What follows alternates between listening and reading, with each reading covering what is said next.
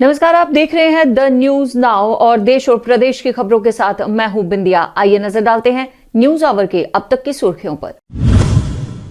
उत्तर प्रदेश के लिए प्रधानमंत्री की सौगातों की एम्स के उद्घाटन के साथ शुरुआत, समाजवादी पार्टी पर साधा निशाना। जम्मू कश्मीर ने हर्षोल्लास के साथ मनाया सशस्त्र सेना ध्वज दिवस। और नया कश्मीर पर कांग्रेस का बीजेपी पर पलटवार, कहा दिलाएं वापस सामान्य कश्मीर। और अब समाचार विस्तार से।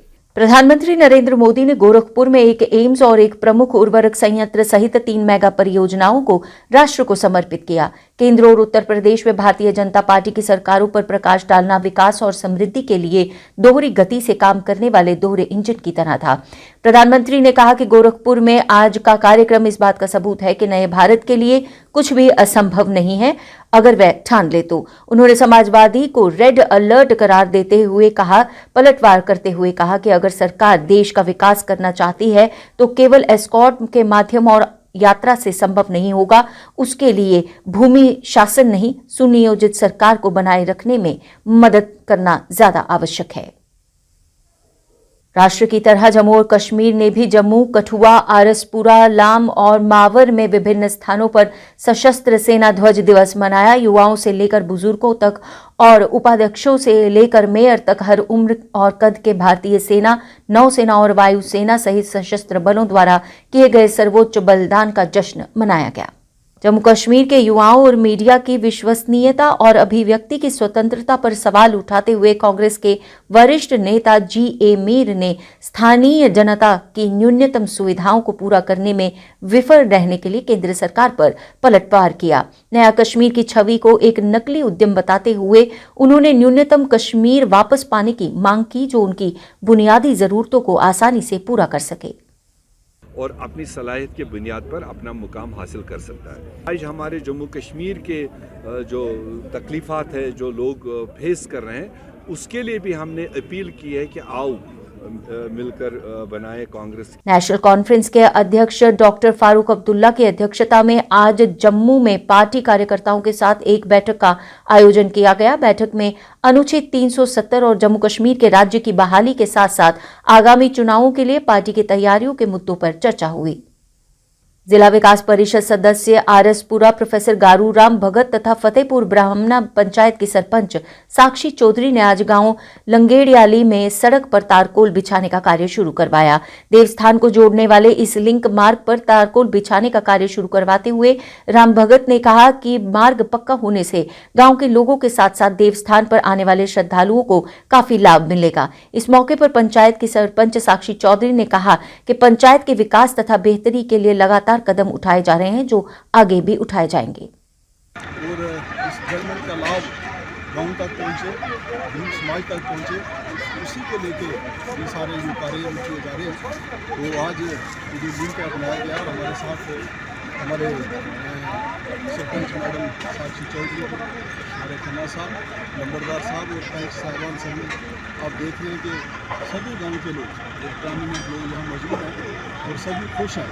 और मैं इन सबको ये लिंक बनने की बहुत बधाई और बहुत मुबारक देना चाहता हूँ कि इससे उनको, इस गाँव को काफ़ी लाभ होगा, सुख सुविधा जो है उनकी मिलेगी। अच्छन सैदपुरा श्रीनगर के लोग पिछले 15 दिनों से बिना बिजली के रह रहे हैं। बढ़ती ठंड में बिजली आपूर्ति न होने के कारण इन लोगों को कई मुश्किलों का सामना करना पड़ रहा है।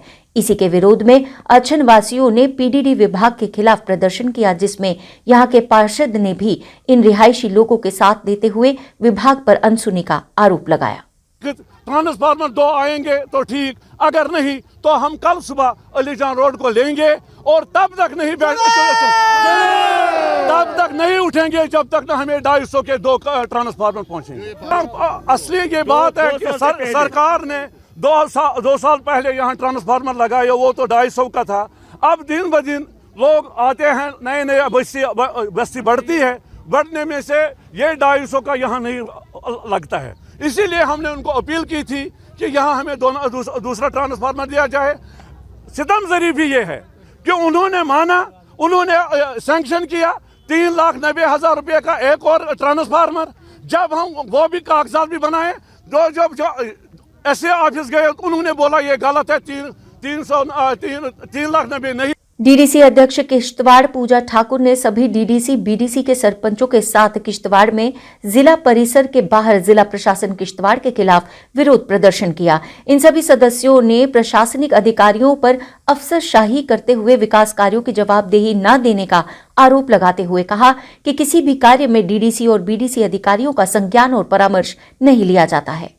उस पर कोई काम नहीं तो हमें बिठाया किस लिए गए? नहीं हुआ है, अभी साल होने को टाइम है। बट मैंने पिछले दिनों भी जो पिछले कोई 2-4 महीने भी प्रोटेस्ट किया था कंपनीज के लिए। हमारे लोकल यूथ जो है बेरोजगार फिर रहे हैं और वहाँ पे तानाशाही चल रही है। एडमिनिस्ट्रेशन, वो लोग कहते हैं कि एडमिनिस्ट्रेशन कहेगी तो हम रिक्रूटमेंट्स निकालेंगे, वो कहते हैं एडमिनिस्ट्रेशन बोलेगी तो हम अपग्रेडेशन करेंगे। अगर एक कंपनी प्राइवेट फर्म यहाँ काम कर रही है तो एडमिनिस्ट्रेशन का क्या हाथ है उस चीज में? एडमिनिस्ट्रेशन क्यों इन्वॉल्व कर रहे हैं वो लोग, या एडमिनिस्ट्रेशन क्यों इन्वॉल्व हो रही है उस चीज में?